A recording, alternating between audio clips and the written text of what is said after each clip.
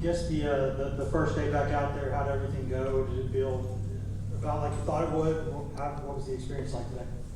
I knew that it was going to be hard, and I knew they were going to come at me because I'm brand new. I came in May, so I moved in May and everything, and I knew the coaches would be on me and everything. So I was kind of expecting all of that from the sense of that, but the urgency and like when we're going into team and going against our actual offense when they actually go tempo, I don't understand how other teams are able to keep up sometimes.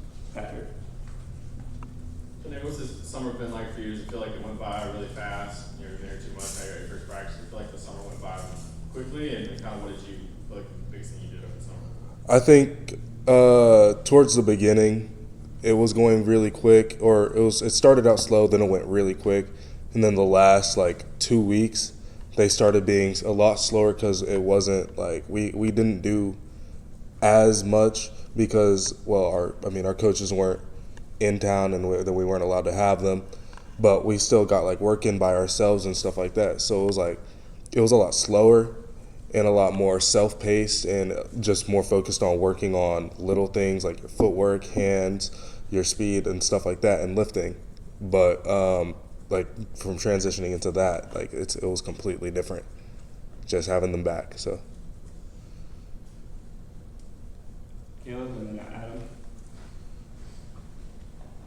On that defensive side, who are some of the guys you look up to or who you see as leaders in the locker room? More recently, I've been going to Tyler Barron a lot. So TB, Big O, like those are my two guys I always confide in whenever I need help with anything. But like James Pierce, he's very smart. Like he's quiet. Him and Josh Josephs, they're both sophomores, but they're both like insanely smart when it comes down to the game, and they know exactly what they need to do and when they need to do it. So I think those are people like, even though they're quiet, if you go up to them, they'll talk to you. So they're leaders in that aspect. The whole defensive scale, obviously we have Kamal, we have Danico Slaughter, we have Aaron Beasley. Those three guys are very vocal guys that I hear from all the time. So. Adam. Any freshman D linemen that come in, they're told over the course of their career they're going to need to gain weight and strength. Have they talked to you about that, or do you have a plan of the weight room or diet or anything like that?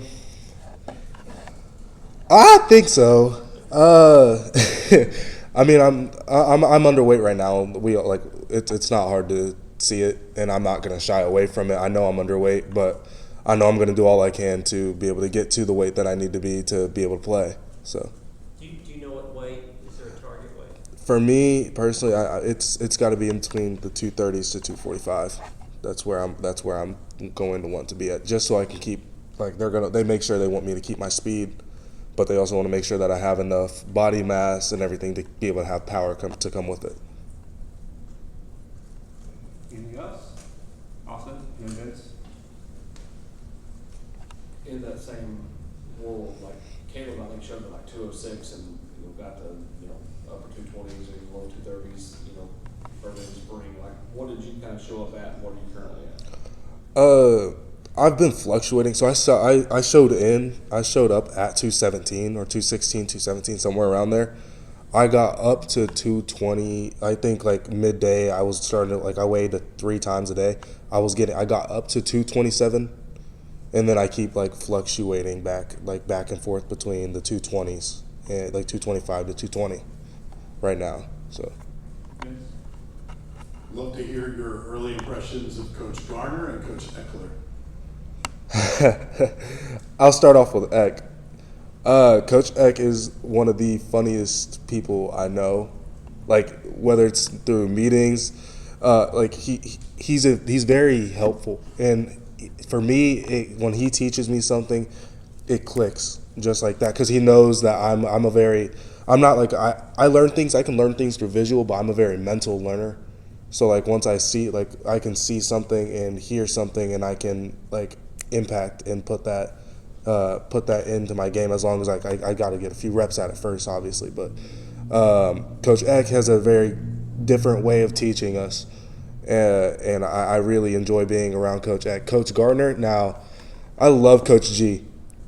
He's coming into here, like, let's say after signing day, he came into my school because we have other people in our school that are being recruited from my high school. I met up with him, and the first thing he said is, "You're signed now. It's over. We're not treating you like a baby anymore. I'm gonna be on you about every little thing, no matter what it is, even though you're still in high school." And he did not lie. I got texts at least once every week, just him checking up on me, making sure that I'm doing everything that I need to do. And since I've been here, he's been on me about every little thing, and I love it. Like, I went up to him after practice today and told him thank you, because that's the type of stuff that I like, because it helps me learn.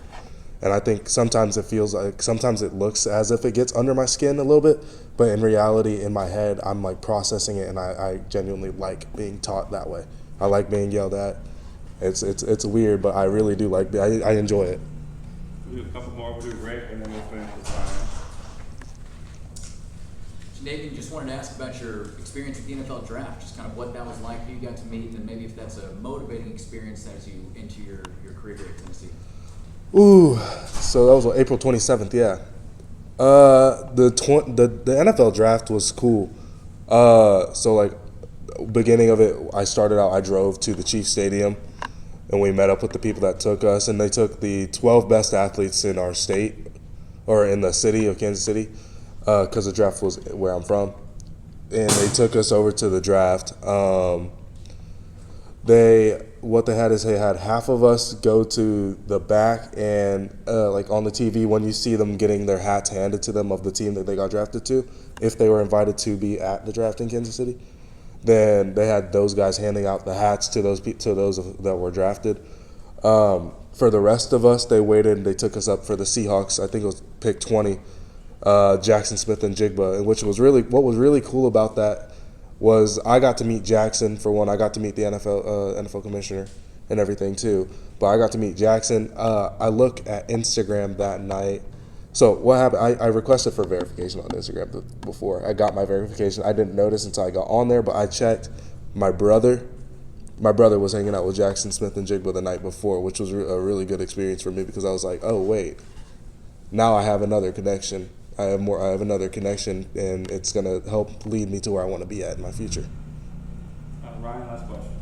Chandavian, obviously with freshmen, we often talk about gaining weight, just being up to speed in the playbook and things like that. As a pass rusher, where do you feel like you are now? You obviously played both sides of the ball in high school, and how have you progressed in that area since you got here, as far as technique and just pass rush moves and things like that? I think a lot of things, like, it's a lot different in high school for me, because in high school, like, I was just able to beat everybody I wanted with speed. Like, that's all I had to do in speed. I had moves, and I've known moves since my sophomore, junior year, that I just didn't have to pull out, because it was coming natural just to run past. Now that I'm actually having to use those moves and work on them all the time, it's a lot different, and my body is still trying to adjust to it and get used to, like, the different ways that I have to twist my hips or move my shoulders to be able to move around and everything. Like, it's different, but it's not like too much on my body, at least. And I think this is gonna benefit. Thanks, Chandavian. Appreciate you, man. Sure.